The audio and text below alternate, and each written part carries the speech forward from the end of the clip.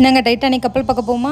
நீங்கள் நினைக்கிற மாதிரி கடலுக்குள்ளே உள்ள டைட்டானிக் கப்பல் கிடையாது. ஐயர் பங்களா கிட்ட டைட்டானிக் தீமில் வந்து ஒரு எக்ஸிபிஷன் போட்டிருக்காங்க. ஸோ நம்ம அங்கே தான் இப்போ வந்திருக்கோம். டிக்கெட் எடுத்துகிட்டு உள்ளே வந்தீங்கன்னா டைட்டானிக் மூவியில் ஆக்ட் பண்ண எல்லாரோட ஃபோட்டோஸும் அப்படியே வரிசையாக வச்சுருப்பாங்க. இப்போ நம்ம பார்க்க போகிறதான் முக்கியமான இடம். இது என்னன்னு தெரியுதா? அந்த டைட்டானிக் மூவியில் எல்லாம் அந்த ஹீரோயின் வந்து எல்லோரும் டான்ஸ் ஆடிட்டு இருப்பாங்களே, ஸோ அந்த தீமில் தான் இந்த செட்டப் வச்சுருக்காங்க. ரெட் கார்பெட்லாம் போட்டு ஸ்டெப்ஸில் ஓரளவு மேட்ச் பண்ணியிருக்காங்க. அதுலேருந்து அப்படியே உள்ளே வந்தோம்னா நம்ம ரோசாக்கா. இப்போ தான் நம்ம மிக முக்கியமான இடத்துக்கு போய்கிட்டு இருக்கோம். The epic scene of the movie drawing room. இதுதான் அந்த பேஸ் தான் இது. அந்த ட்ராயிங் ரூம்லேருந்து நேராக உள்ளே வந்தோடனே டைட்டானிக்குள்ளேயே ஒரு டைட்டானிக் வந்துருக்கும். அதை பார்த்து முடிச்சுட்டிங்கன்னா நீங்கள் அப்படியே ரைட் சைடில் வந்து டாய் மாதிரி வச்சுருப்பாங்க. அது கொஞ்சம் மைன்யூட்டாக நல்லா இருந்தது. இதை தவிர அங்கே அஸ்யூஷுவலாக சாப்பாடு கடைகள், அதுக்கப்புறம் ராட்டம் இதெல்லாம் வச்சுருந்தாங்க. வேறு எதுவுமே இல்லை.